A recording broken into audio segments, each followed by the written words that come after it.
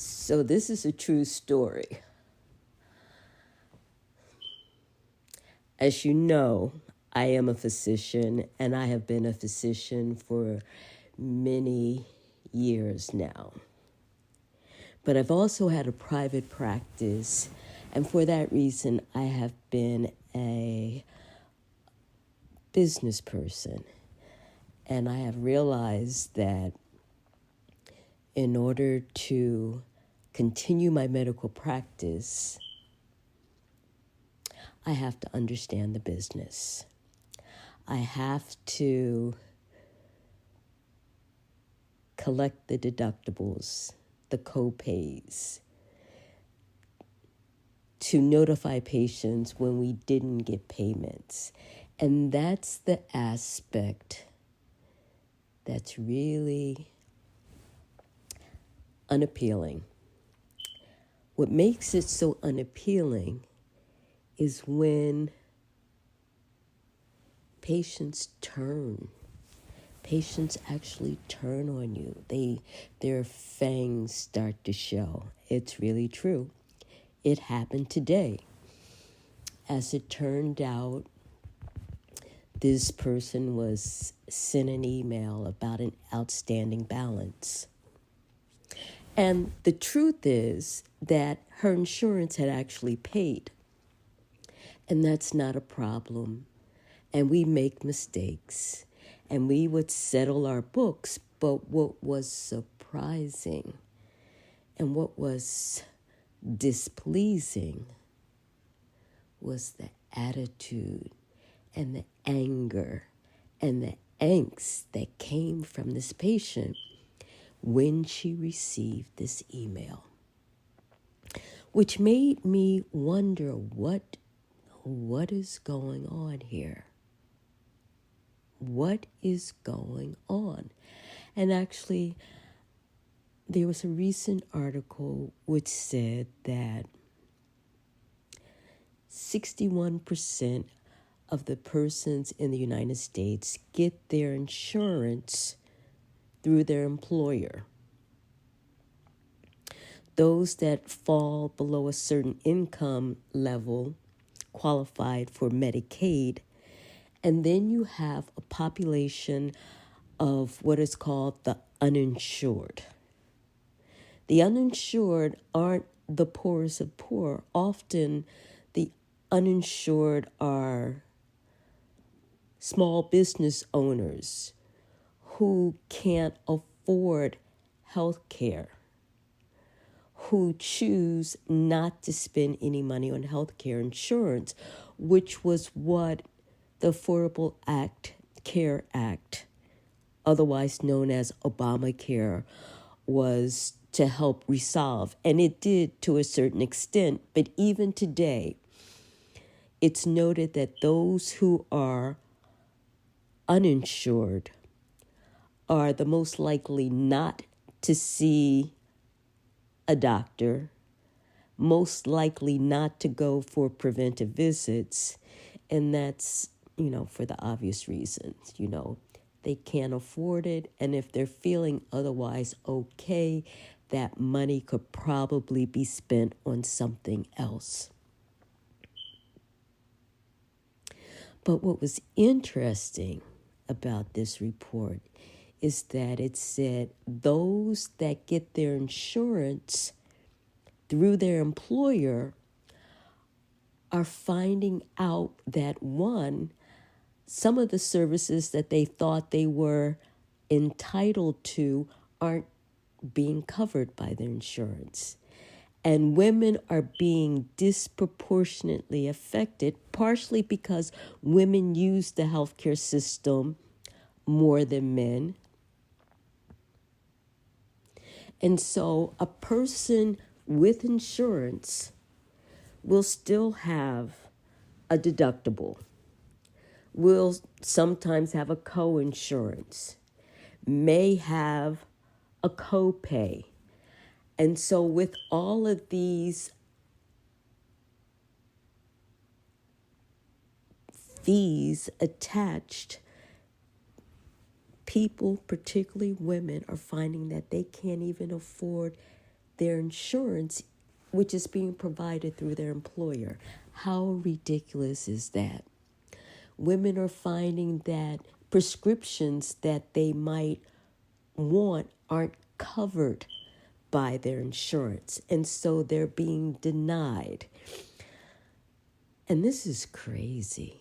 It's crazy when a person has insurance and still can't afford to pay deductible copays, or is not allowed to get the type of medication that their physician provider might actually want to prescribe. The system is flawed because when you actually look at the health insurance companies, they're actually doing pretty well, making a profit. Some of them are at their all-time stock prices at their all-time high. It's enough to make you want to holler.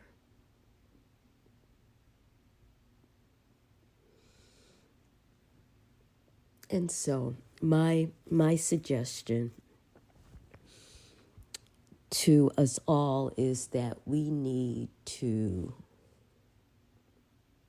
change the system. We need to change the system by, first of all, optimizing our health. Optimizing our health and not being as dependent on medications or surgical procedures for corrections. And that's radical, but what we put into our bodies is very important. We need to avoid the ultra-processed foods.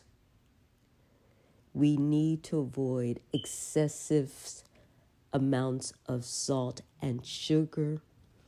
We need to move our bodies. We need to exercise. We need to eat well. We need to live well. We need to take personal responsibility for our health. And that doesn't mean going to the doctor and getting a script, or going to the doctor and getting a pap smear done.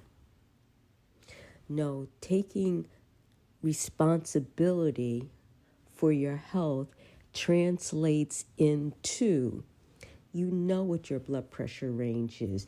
You have a blood pressure monitor at home.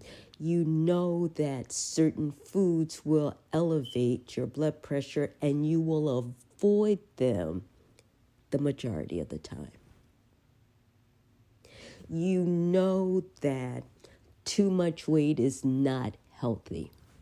This is not to body shame anyone. Everyone should feel comfortable with who they are and how they present in the world. But if you know better, you should do better. And you should do those things that will optimize your health. And then once we start to individually take responsibility for our health, we need to come together and form communities, form platforms where insurance companies and healthcare systems become accountable. We should make healthcare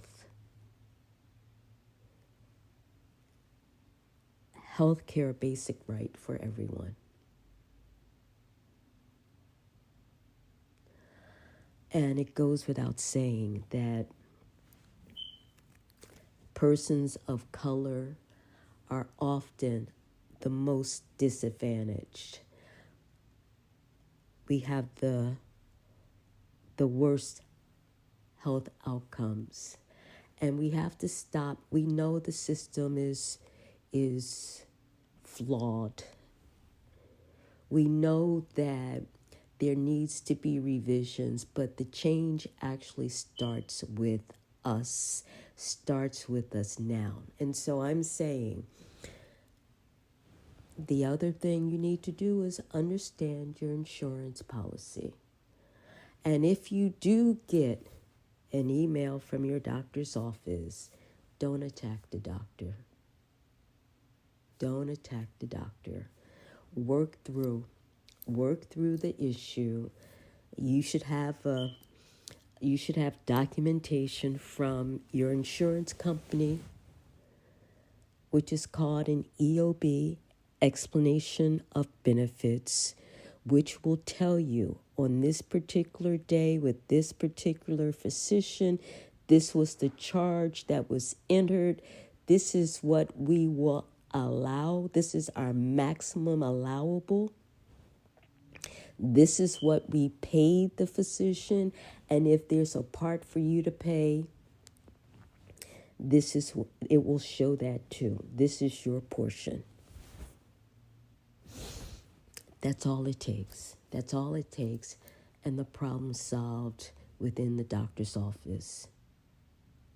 If you're finding that your health insurance is not covering all your needs, or you're worried that you can't afford your health insurance, or your copay, your deductibles, your coinsurances, that's an issue that you need to bring up with your employer.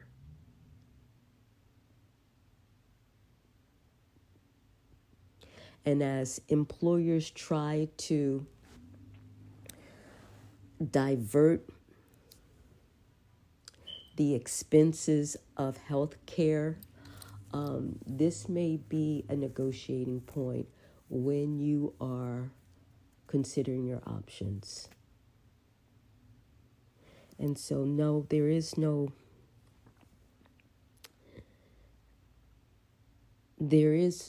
easy answer. But your health is priceless, and you are worth the investment.